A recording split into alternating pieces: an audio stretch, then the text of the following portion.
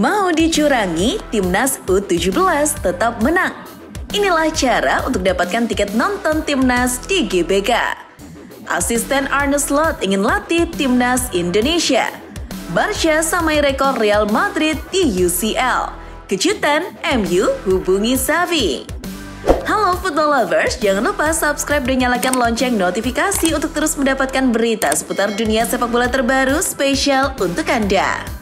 Hari ini order, besok langsung kirim kaos bola eksklusif merchandise Starting 11. Order sekarang, klik link di deskripsi.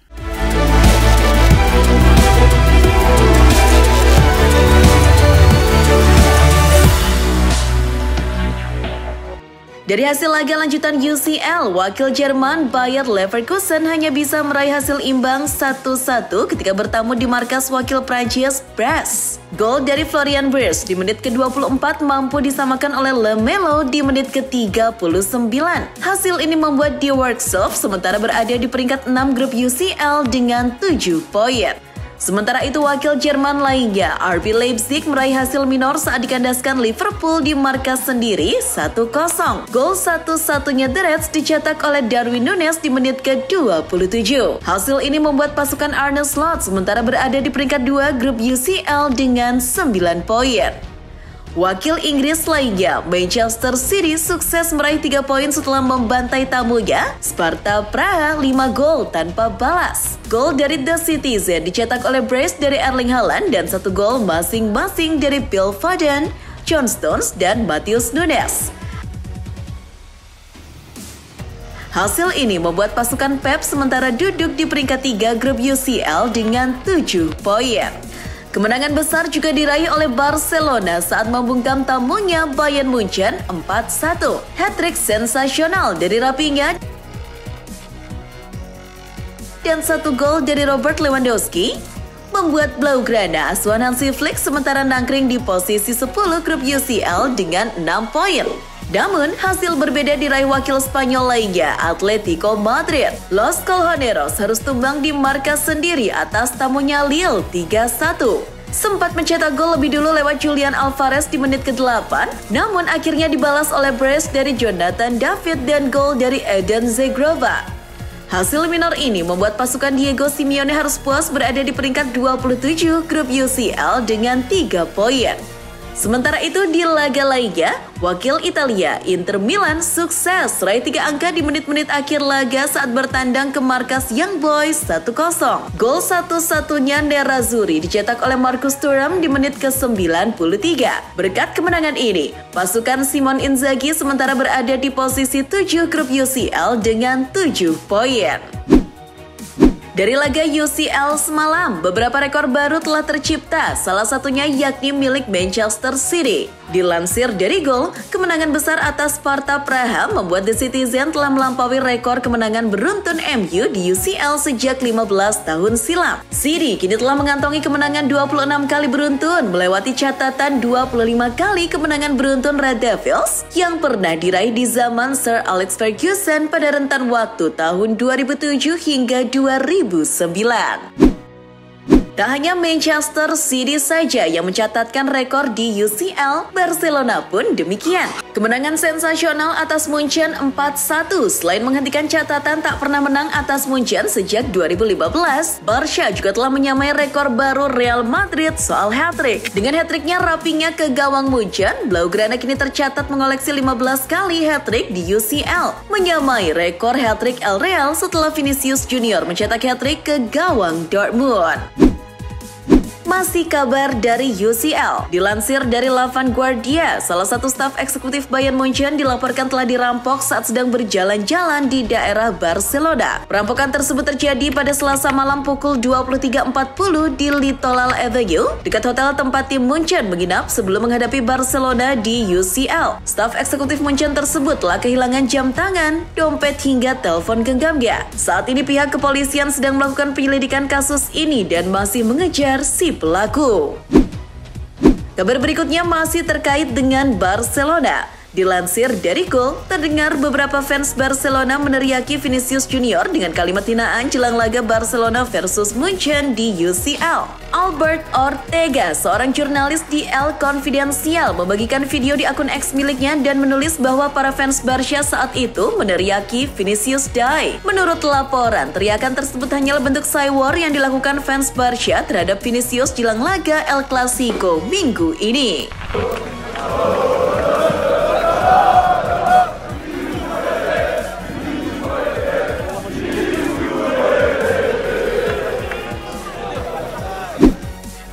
Masih kabar terkait UCL, dilansir dari The Sun, kini telah ada 2 calon kuat yang akan menggantikan San Siro menjadi tuan rumah laga final UCL tahun 2027 mendatang. 2 venue tersebut adalah stadion milik Atletico Madrid, Riyad Air Metropolitano, dan satunya lagi Baku Olympic Stadium di Azerbaijan. 2 stadion tersebut pernah jadi venue final UEL dan UCL di tahun 2019. Baku pernah menghelat laga final UEL 2019 Arsenal versus Chelsea. Sementara itu, Stadion Atletico Madrid menggelar laga final UCL 2019 Liverpool versus Spurs. Namun, dari kedua venue tersebut belum diputuskan oleh UEFA siapa yang terpilih.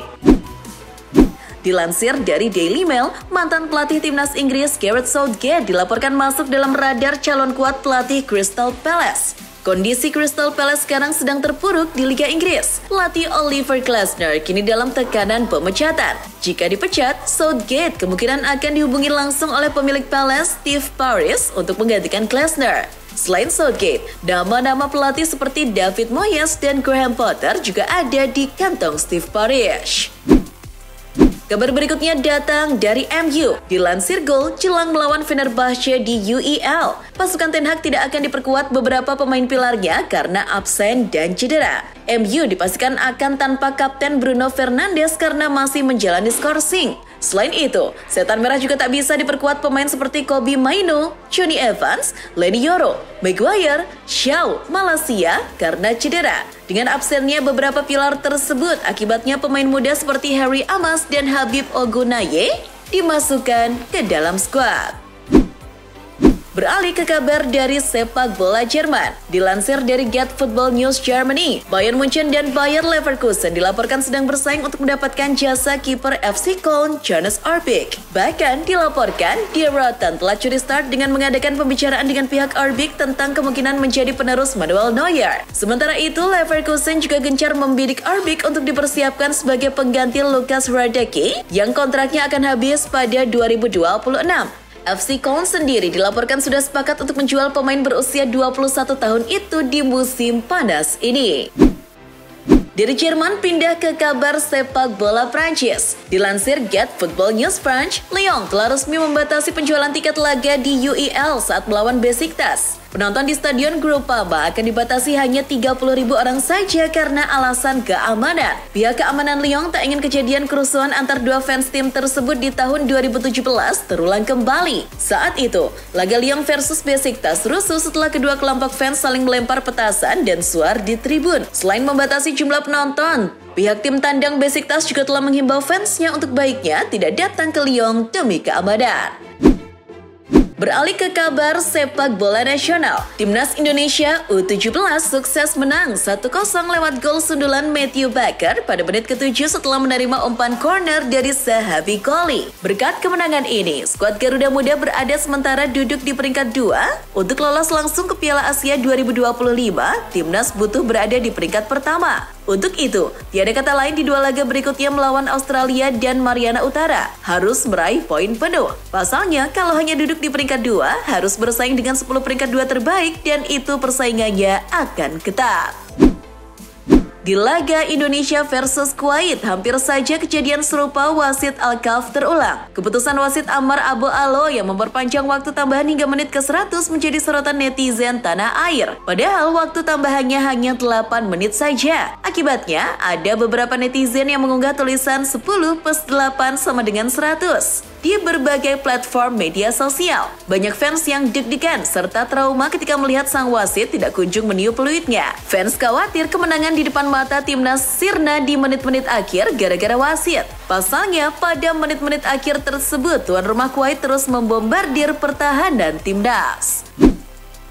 Masih dari kabar soal timnas Indonesia, dilansir dari CNN Indonesia, cara pembelian tiket pertandingan kandang timnas Indonesia diperketat oleh PSSI. Salah satunya dengan mendaftar di Garuda ID melalui website kitagaruda.id.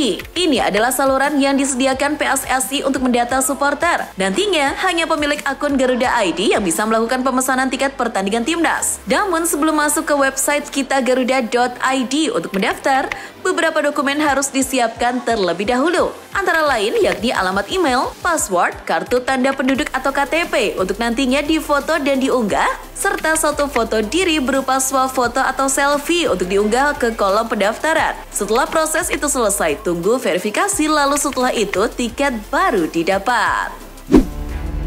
Dilansir dari Tribal Football, mantan pemain Arsenal Jack Wilshere dilaporkan akan segera menjadi pelatih kepala klub Championship Norwich City. Menurut laporan, Wilshere sudah diwawancarai oleh Direktur Olahraga The Canaries, Ben Napper, untuk diyakinkan segera bergabung ke Carrow Road Stadium, menggantikan Johannes Hoftorp. FYI, sebelumnya Wilshere ini sudah menjadi pelatih U18 The Gunners sejak musim panas 2022 lalu.